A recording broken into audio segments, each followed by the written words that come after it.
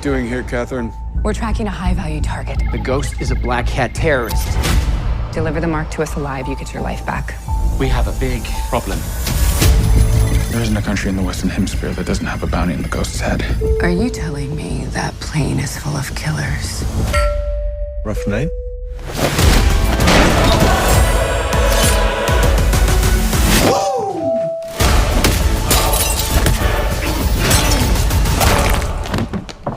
Please open the door. 1 second! You're looking for someone that's on this plane. And other people are looking too. Right. Can you find me something to change into?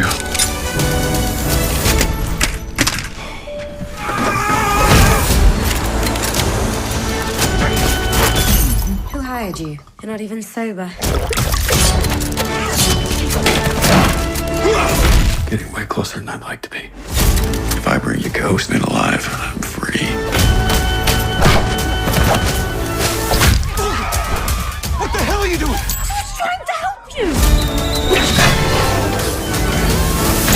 Now, these people are paid a lot of money for first-class service, and I cannot have them disturbed.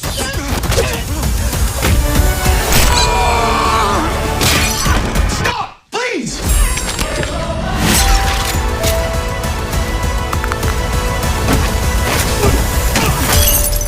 Someone's put a hit on him. What the?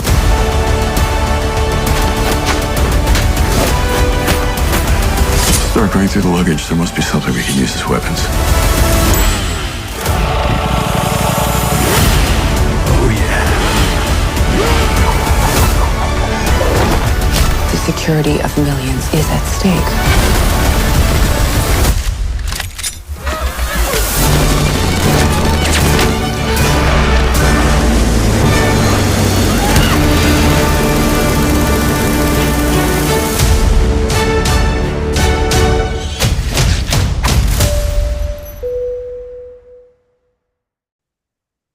Hello, everyone. My name is Heather Hurt with the NRW, where nerds rule the world, and I am here with some A-listers today.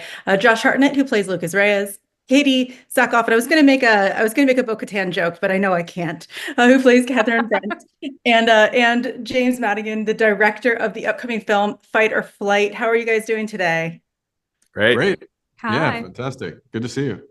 Thank you so much for y'all's time. James, I'm going to start with you today. I'm going to ask the most honest question I can. Why a plane? Yeah. The only thing in my mind right now is we can't make Bo-Katan jokes because I think I've been doing that all day. I'm not supposed to. I'm like, don't say that to the Star Wars fan over there. Yeah, right. Yeah, exactly. We got this script and it was just one of those things where it's like, oh my God, this works perfectly. It's not like I concepted the plane, but it was one of those things that there's a lot of action scripts going around and you get this thing and it's got this great character. It's got this great journey that it's going on. It has all these opportunities for really fun, unexpected action. And, from the beginning, Josh was involved. And as soon as we had our first conversation, it's like, oh my God, that's exactly where I'd like to go. So it's just a match made in heaven. And then at that point, it's just a matter of figuring out all the technical aspects of it, which, are not as I've done that. So I wasn't that worried about that. But the fact that we were just locked in on what the story was, I think is what wound up making it work, to be honest. And it was so much fun to watch. Josh, seeing you in those small spaces, what was that choreography like? How did you get around some of that? I mean, I'm thinking you're probably referring to the bathroom first, right? I'm thinking of the bathroom first because Marco's even bigger than I am. And I'm 6'3", and Marco's like 6'4", and probably about twice as wide as me in the shoulders. Like he's a strong guy. And in that really tight area, we had to choreograph something that was going to be compelling but also fun and funny.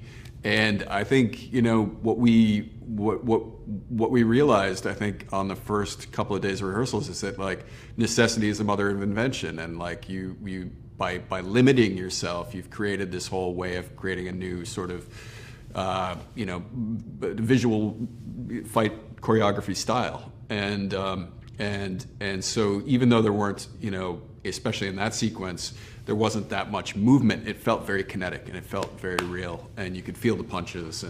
And Marco was a great, dance partner essentially in that scene. And he never once hurt me, and he could have. He really could have hurt me. So it was I was very lucky I came out unscathed.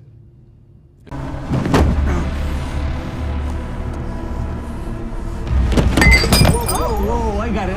It's okay. Hey, my friend, you look a bit pale. Let's sit you down. Here. Why are you not sleeping? What the fuck did you put in my drink? I gave you enough silencing to put down a horse. I guess you can't pickle a pickle.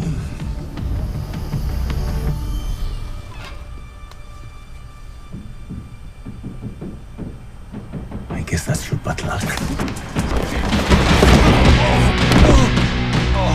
You think you're gonna take my bounty? Cayenne's 10 million?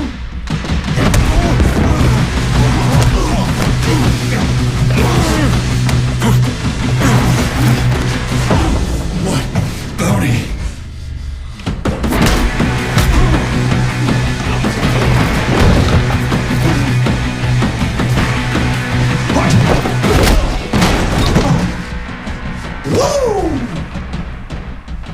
You're funny. You're a funny guy. What bounty? There were definitely a couple of the ones where you were going back and forth between the aisles was also a lot of fun to watch. Yeah. No, I mean, the plane was a huge character in this. Katee, whereas Josh just talked about that humor, you were kind of the opposite in this. You had to be stoic and like proud and strong. Who was Katherine when who was she when you were looking at her on the page? When I originally read the script, I mean, I read it so quickly. I think I read it the first time in about 30 minutes and then talked to James about who Katherine was. And I saw her as just a person having a really, really bad day. And Katherine is one of those people that if she could go do it herself, she would. But she's not allowed to go do it right now. She can't do it right now. But if she could clone herself and do every job of every person around her, everything would go much smoother. And so she's just dealing with imbeciles on a daily basis. And I wanted to just make sure that she just feels annoyed and stressed out and confined by those restrictions at every turn. You can read the disdain. For sure. Y'all's interactions over the phone are just so much fun. Lucas, don't hang up. I know I owe you an explanation, but right now I have a developing situation and I need your help. Come on, you know that I wouldn't call unless it was extremely urgent. Are you seriously calling me after 2 years to ask for my help? 2 years, Katherine. No, you know what? You're not worth it. I am not your friend. I am not a toy that you can pick up and put down. I am not your fucking patsy, so you can take those enormous balls of yours and you can go and fuck yourself. I understand. Please hear me out. Fuck you and die. Lucas. Shit.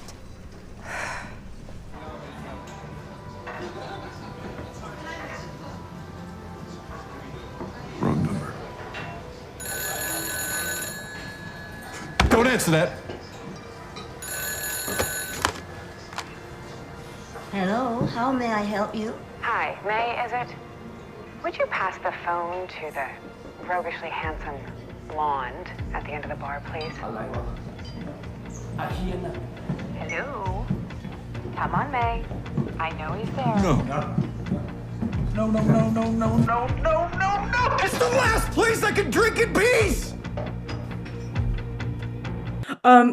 Josh, Katee, how do y'all, and saying this as a non-professional, how do y'all do those interactions when y'all are in that space? So like, Josh, when you were at the bar and you were talking, and Lucas was talking to Katherine, how are those interactions offset? Katee, are you hanging out on the side talking through stuff? No, we weren't in the same room for any of that stuff. Same Honestly. country. Yeah. It was Jim reading both sides to us. Yeah. Yeah. And we were changing things as we went. Like there was a lot that happened over the course of those first couple of scenes on the phone that we decided we wanted to change something or move something or take something out. And then when Katee showed up, she had to learn like a whole new set of dialogue in like 20 minutes. And then it was just insane that you were able to pull that off. And then I wasn't there for her stuff. I don't even know what the reasoning was for that. Why wasn't I there? I think you guys were moving too quickly. I feel like you weren't there, but there were a couple times, Jim, correct me if I'm wrong, but I feel like there was a couple times where we had your dialogue from a scene that you had already done on your side. Yeah. And then, but that was for a couple of the scenes. But for the most part, yeah, it was just Jim, and we were sort of playing catch up at the same time on Katherine's side of things, like making sure that we left the story open so Josh could still play on his end, but at the same time we wanted, there was certain information that had to get out. So it was a challenge. It was just, but that's what I love about filmmaking, and I love about this low budget guerrilla style of filmmaking is that you're dealing with problem solving every single moment of the day. And that becomes just like exhilarating. And I think it shows through the screen. Yeah. It was the second week of shooting, and the entire movie of Katee's role, we just batch shot. So we just shot everything right in a row and then went out for the airport and did the tarmac. And we spent a week and did like the bathroom and all that stuff. And then went straight into that. So all of Katee's phone calls were first. And then just because of the schedule and locations and different things, we did the bar and the walk and talk later, and then the airport. So that's having such a hard time remembering anything.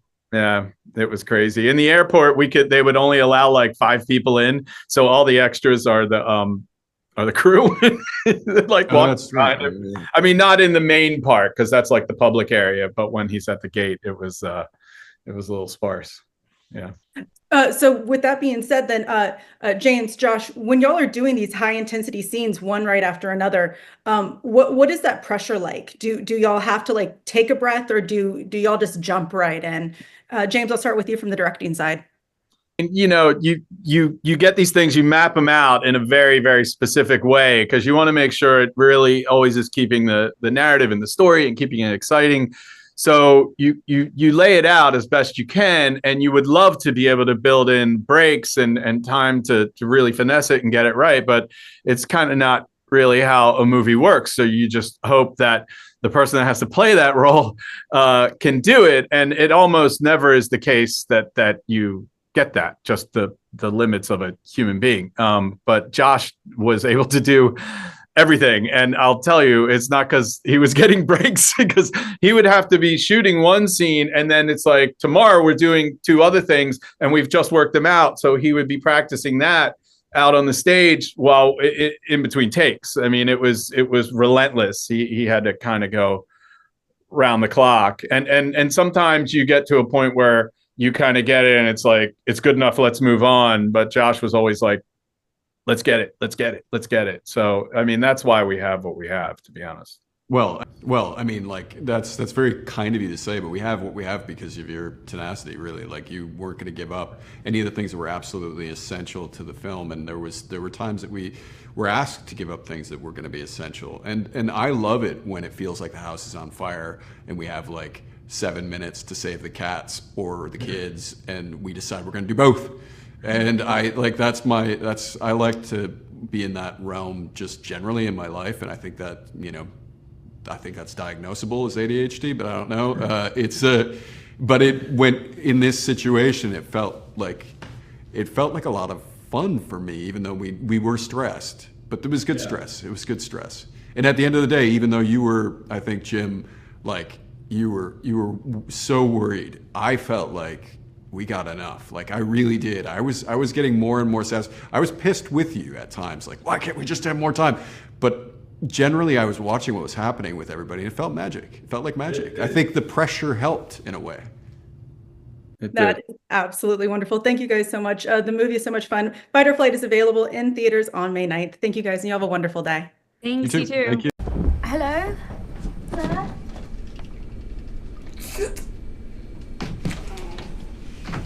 Please open the door. 1 second. Do you need medical assistance?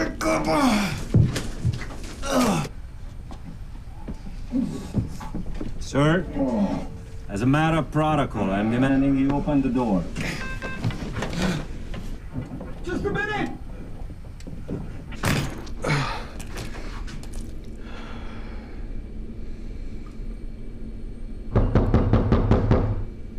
I'm a Sky Marshal. Open the door.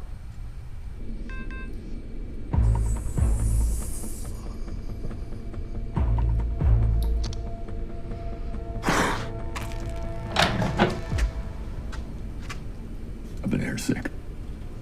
Sir, for the safety of all passengers, I'm going to need to ask you a couple questions. Are you currently on narcotics? Is he really a Sky Marshal? You can vouch for him. Excuse me? Oh my God, is that blood dripping from the ceiling? Inside, both of you.